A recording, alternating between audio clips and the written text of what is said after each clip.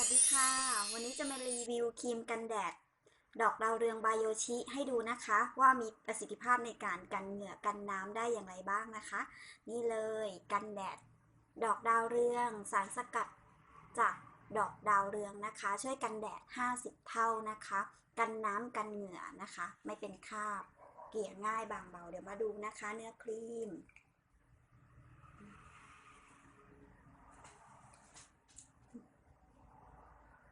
เห็นไหมเอ่ยเดี๋ยวนะคะเนื้อครีมจะชัดไหม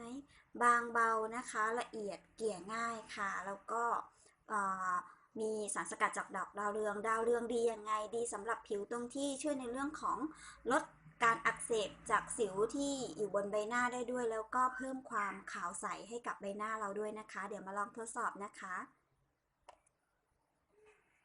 อันนี้เป็นมือนะคะลองทดสอบจากมือดูก่อนนะคะเราลองทดสอบข้างนี้ดู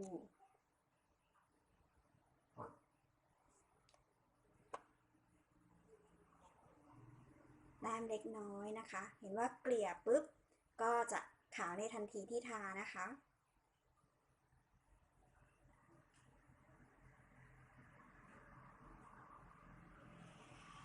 ขาวเลยเห็นชัดเลยนะคะว่าขาวขึ้นในทันทีที่ทานะคะหอมด้วยนะคะแล้วก็มาลองดูนะคะว่ากันน้ำได้อย่างไรนะคะนี่เลยค่ะอันนี้คือน้ำเปล่านะคะเดี๋ยวเราจะฉีดฟ็อกซี่ลงไป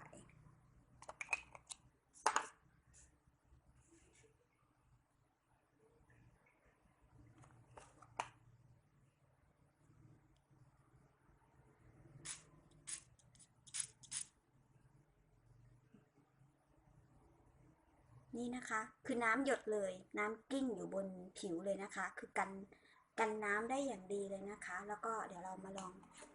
ถูดูนะคะด้วยมือไม่มีคราบนะคะไม่ทิ้งคราบแล้วก็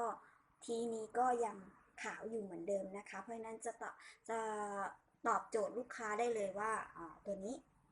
ผิวหน้ามันใช้ได้นะคะกันเหงื่อกันน้ำได้100%นะคะแล้วก็กันแดดได้ถึง50เท่านะคะ